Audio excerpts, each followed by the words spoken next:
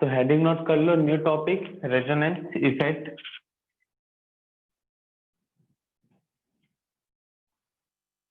Heading note करो, resonance effect.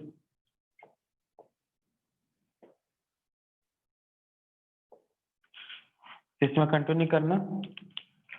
The shifting of 5 bonded electron, the shifting of 5 bonded electron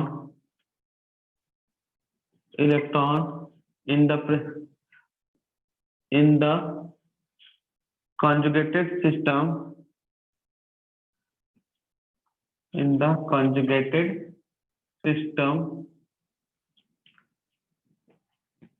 is called resonance.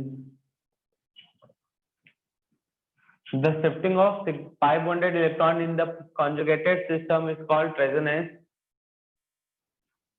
ठीक है ना। तो pi bond के electron का शिफ्टिंग होगा तो उसी को हम लोग क्या बोलते हैं, रेजोनेंस। एग्जाम्पल,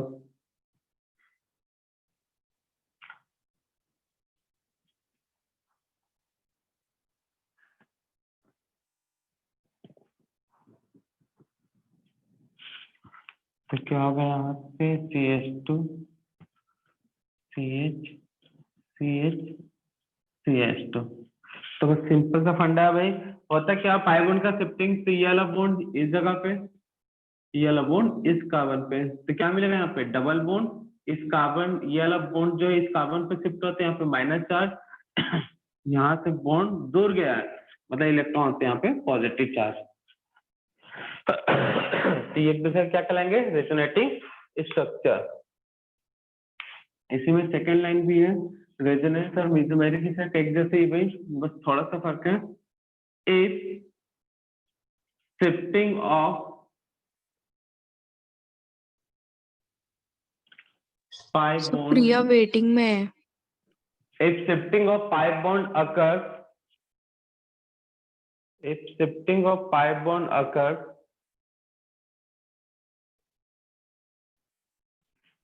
नहीं तो सर, 5 बॉन्ड का शिफ्टिंग हुआ कॉन्जुगेटेड सिस्टम में, तो रेजोनेंस। वही 5 बॉन्ड का शिफ्टिंग हुआ इलेक्ट्रॉन डोनेटिंग या फिर विड्रॉइंग ग्रुप के प्रेजेंस में कॉन्जुगेटेड सिस्टम में, तब उसे बोलते हैं मेसोमेरिक इफेक्ट। बस इतना ही फर्क है, दोनों में क्या होता है, 5 बॉन्ड का शिफ्टिंग। विदाउट ग्रुप तो resonance, in the presence of group तो मेसोमेरिक। कहाँ से स्टार्ट होगा, वो माइनस से बताया था, उसका कौन सा ग्रुप बताया था बताओ। NH2 NH2 then OH orange बता दिया था। और बताऊंगा ना, NH2 के साथ NH का सब्स्टिट्यूशन अमीन्स में भी होगा,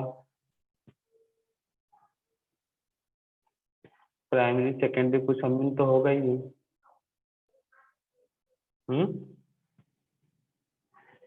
नहीं बताया था,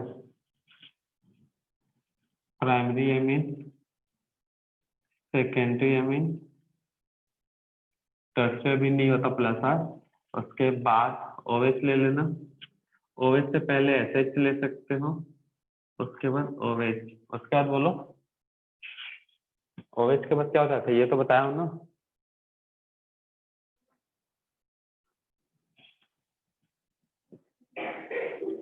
बोलो जल्दी।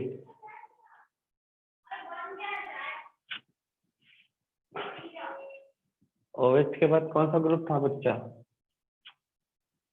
OR NH CO R। इतना से काम चल जाएगा। ये ऑर्डर है किसका, प्लस है। अच्छा, बेंजीन वाला भी करते हैं, PH, CH के बाद alkene, CH2 CH, chlorine, bromine, iodine. Note कर लो।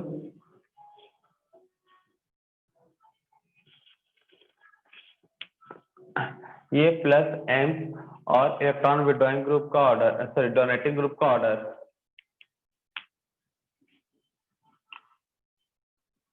इलेक्ट्रॉन ऑर्डर ऑफ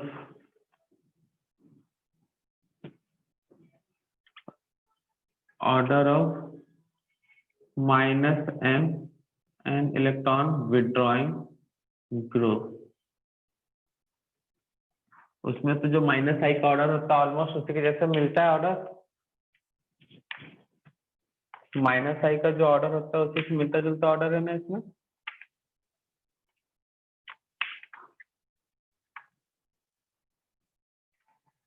सबसे ज्यादा किसका बताओ?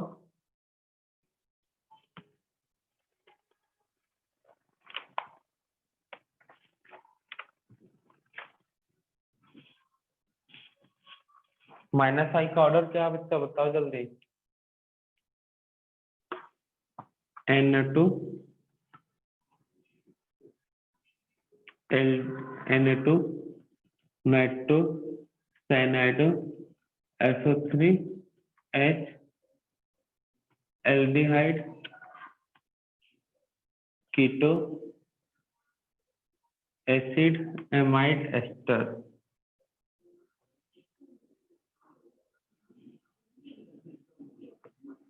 amide ester नोट कर लो।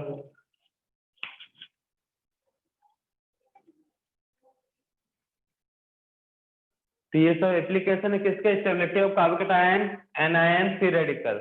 इलेक्ट्रॉन डोनेटिंग ग्रुप के direct proportional, number of carbon in conjugated system minus R के इनवर्स प्रोपोर्शनल। कार्बन आयन उल्टा अप्रोच लगेगा कार्बोकेटायन और फ्री रेडिकल का। विड्रॉइंग ग्रुप के डायरेक्ट प्रोपोर्शनल माइनस आर के डायरेक्ट प्रोपोर्शनल माइनस एम के भी क्या होगा? Direct proportional. Number of carbon in conjugated system. Bond length वाला क्वेश्चन आता है तो जितना ज्यादा रेजोनेंस बॉन्ड लेंथ उतना कम होता है एल्किन का। तो number of carbon in conjugated system. Electrophilic substitution reaction के बारे में बताया गया अगर रिंग पर पे क्या है इलेक्ट्रॉन डोनेटिंग ग्रुप तो इलेक्ट्रोफाइल ऐड होगा ऑर्थो एंड पैरा पे। इलेक्ट्रॉन विड्रॉइंग ग्रुप है रिंग पर तो इलेक्ट्रोफाइल ऐड कहाँ होगा? मेटा लोकेशन पे। नेक्स्ट जो है वो है आपका identification of aromatic, non aromatic and anti aromatic में। तो यहाँ तक नोट करो। तो identification of aromatic, non aromatic and anti aromatic compound. अगर कंपाउंड साइक्लिक है साथ में कॉन्जुगेटेड है तो वो सिस्टम फॉलो करेगा अगर 4n+2 pi electron Huckel's rule तो एरोमेटिक कहलाएगा। अगर 4n हकल्स रूल फॉलो करेगा तब उसे बोलेंगे anti aromatic. 4n+2 pi electron मतलब उसके पास कितना पाई इलेक्ट्रॉन होना चाहिए? 2 6 10 14 18 इस सीक्वेंस में चलेगा, ठीक है ना। 4n बोला है तो 4 का टेबल, 4 को 1 से मल्टीप्लाई करोगे तो 4 इलेक्ट्रॉन, 2 से मल्टीप्लाई करोगे तो 8। आपको ये नहीं याद रखना है भाई, ये इलेक्ट्रॉन याद रखना है और ये इलेक्ट्रॉन इस रूल के थ्रू सीक्वेंस में इस रूल में फिट होता है। n का वैल्यू 0 रखोगे तो 2 आएगा, n का वैल्यू 1 रखोगे तो 6 आएगा, 2 रखोगे तो 10 आएगा, 3 रखोगे तो 14 आएगा। तो जो भी इस नंबर ऑफ पाई इलेक्ट्रॉन रखता है कॉन्जुगेटेड सिस्टम में तो वो आपका एरोमेटिक होगा और इस अमाउंट में पाई इलेक्ट्रॉन रखता है तब उसे बोलेंगे, अच्छा नॉन बोल दिए, एंटी एरोमेटिक बोलेंगे। क्या बोलेंगे उसे? Anti aromatic compound.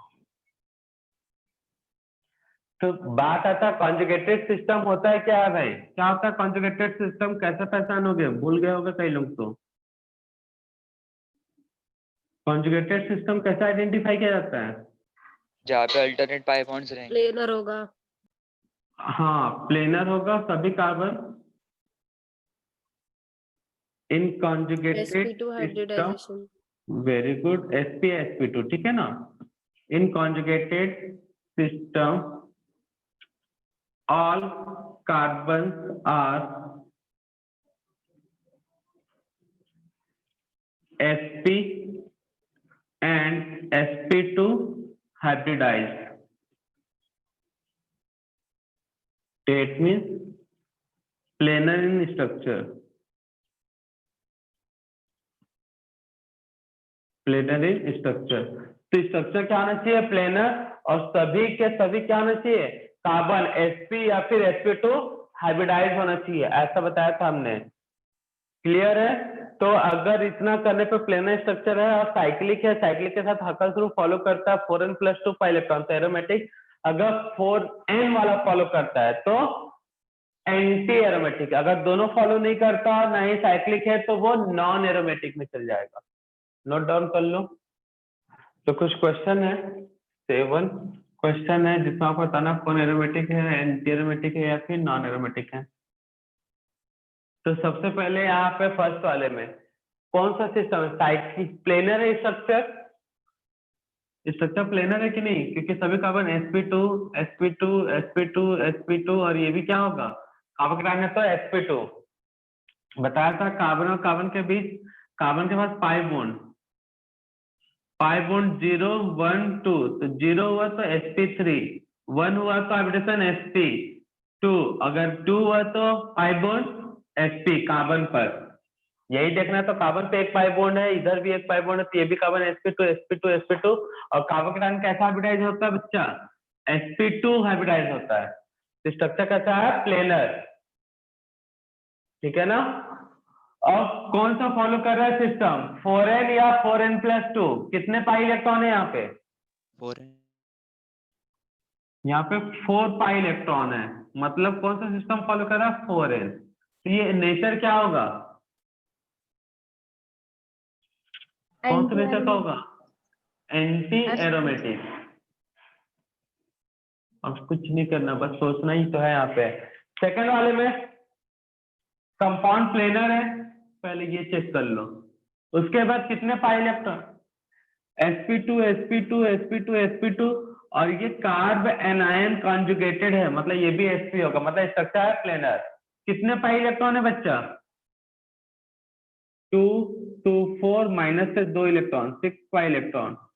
6 pi electron मतलब कौन सा सिस्टम को फॉलो कर रहा है? aromatic nature.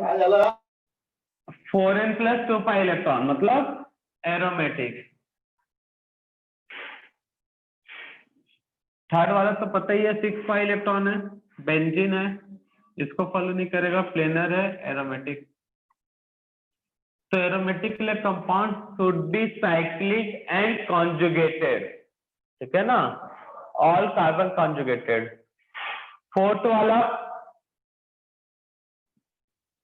sp2 sp2 sp2 sp2 और ये भी sp2 कार्बन आयन कॉन्जुगेटेड में है, क्योंकि डबल बॉन्ड के जस्ट पहले कार्बन पे ही नेगेटिव चार्ज है। तो यहाँ पे भी क्या होगा बच्चा? हाइब्रिडेशन, सब में sp2, तो इसलिए planar. Number of pi electron कितने हैं? डबल बॉन्ड से दो इलेक्ट्रॉन, दूसरे डबल बॉन्ड से 2, 4 हो गए, और 2 यहाँ से, टोटल 6 पाई इलेक्ट्रॉन है। 6 पाई इलेक्ट्रॉन है, इसलिए इसको क्या बोलेंगे भाई? कौन सा फॉलो करेगा? 4n+2, ये भी होगा एरोमेटिक। ये प्लस माइनस चार्ज बना लेंगे। 6 वाला सभी कार्बन sp2 है, 6 पाई इलेक्ट्रॉन है, मतलब ये भी क्या होगा? प्लेनर और एरोमेटिक। कितने पाई इलेक्ट्रॉन है यहाँ पे टोटल? 2 4 6 8 pi electron. कौन सा सिस्टम फॉलो कर रहा है? 4n। स्ट्रक्चर प्लेनर है? स्ट्रक्चर प्लेनर है कि नहीं? नॉन प्लेनर है, एक्सेप्शनल बोला था इसको मैं। अगर कार्बन 7 से ज्यादा हो जाता है, नंबर ऑफ कार्बन 7 से ज्यादा हो जाते हैं रिंग में, तो वो नॉन प्लेनर हो जाता है। ठीक है ना?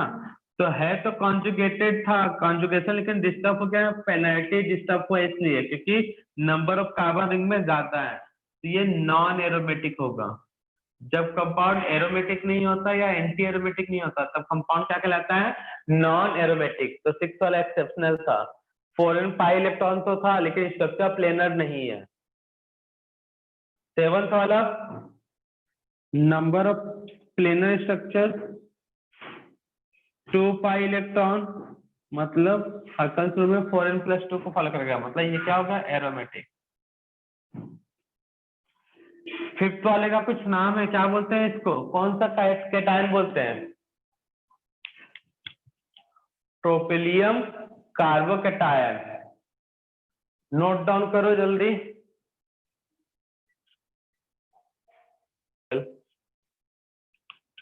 नोट करके अब देखो यहाँ पे हम लोग एक इंडक्टिव इफेक्ट में भी स्टेबिलिटी ऑर्डर देखे कार्बन आयन फ्री रेडिकल का, एनायन का, रेजोनेंस में भी देख लिए, हाइपर कॉन्जुगेशन में भी देखे कार्बन आयन का, एनायन का फ्री रेडिकल। तो कौन सा फॉलो करें? तो जब भी अगर तीनों इलेक्ट्रॉनिक इफेक्ट में, इलेक्ट्रोमेरिक में तो नहीं, क्योंकि stability carbon ion, anion, free radical, ये सबका स्टेबिलिटी ऑर्डर किसको किससे पढ़ोगे? इंडक्टिव इफेक्ट, रेजोनेंस और या बोल सकते हैं mesomeric and last hyper conjugation. तो इन तीनों को मिलाकर अगर तुमको फॉलो करने के लिए बोला जाए तो सीक्वेंस किसको दोगे भाई?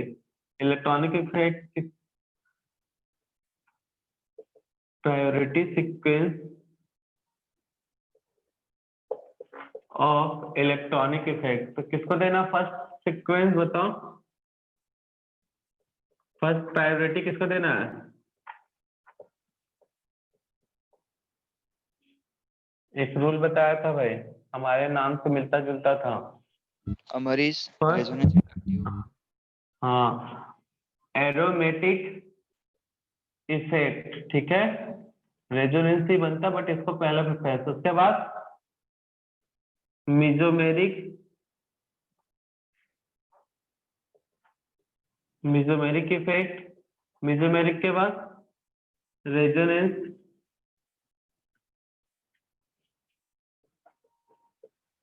इफेक्ट, रेजोनेंस के बाद inductive. Hyper conjugation, hyper conjugation effect और लास्ट में इंडक्टिव।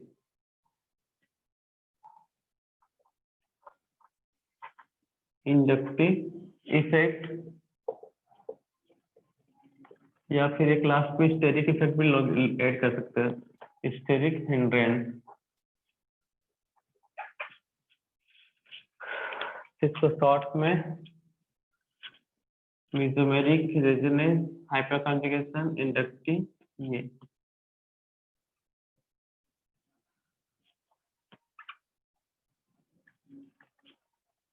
इसको फॉलो करता है, ठीक है ना?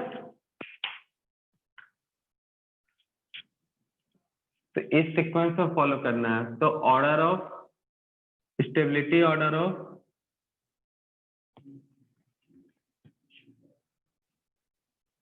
Of carbocation. तो कार्बोकेटायन में लेकिन थोड़ा सा बस एक्सेप्शनल है यहाँ पे, स्टेरिक, यहाँ पे इंडक्टिव इफेक्ट को पहले प्रेफरेंस दिया है बस कार्बोकेटायन में, और कहीं नहीं मिलेगा। Positive charge CH,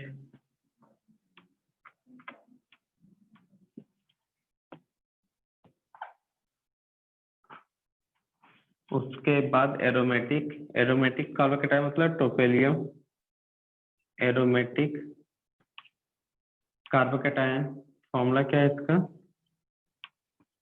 टोपेलियम carbocation, टोपेलियम carbocation क्या है? एरोमेटिक, एरोमेटिक के बाद मेसोमेरिक, रेजोनेंस, ये सब चलेगा भाई। रेजोनेंस, इसमें रेजोनेंस वाले में क्या क्या है? PS3 triphenyl benzylic carbocation, diphenyl benzylic carbocation, benzylic carbocation. उसका रेजोनेंस है तो एलाइलिक कार्बोकेटायन, प्रोपार्जिलिक कार्बोकेटायन। ये सब ऑर्डर तुमको मिल जाएगा 11th में। Allylic, benzylic, propargylic, tertiary carbocation, secondary carbocation, primary carbocation, methyl carbocation, vinylic carbocation,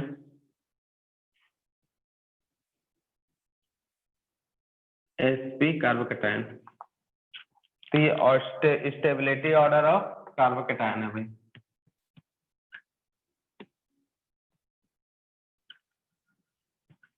ये ऑर्डर बिल्कुल रटा होना चाहिए। Stability of carbocation note down कर लो। Stability order of carbanion, जल्दी से नोट कर लो। क्वेश्चन नोट करो, होमवर्क है, arrange the given species in decreasing order of stability. Arrange the given species in decreasing order of stability. Note कर लिया यहाँ तक थर्ड का?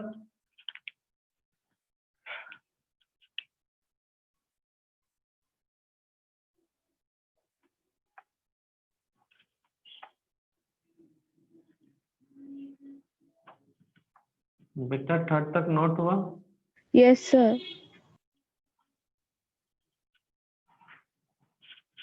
इसके बाद आगे इधर नोट करो। नेक्स्ट ऊपर एबीसी लिखाया हुआ, उसका कंपाउंड का नेम दिया है, ठीक है ना?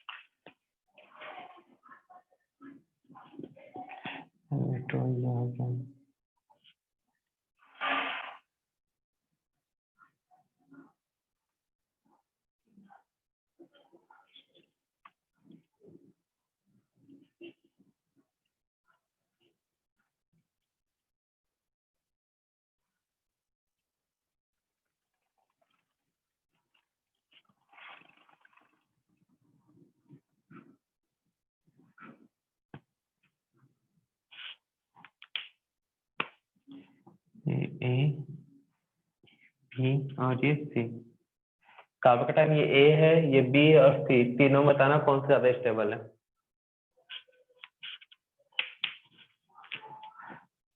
अगर सॉल्व करने बैठोगे तो मुश्किल से 10 मिनट का भी क्वेश्चन नहीं है, ठीक है? अगर सॉल्व करते हो, अगर सभी चीजों को बढ़िया से दिमाग में बैठाए तो, नहीं तो फिर 10 मिनट का 10 घंटे भी ज्यादा हो जाएंगे तुम्हारे लिए, कम पड़ेंगे।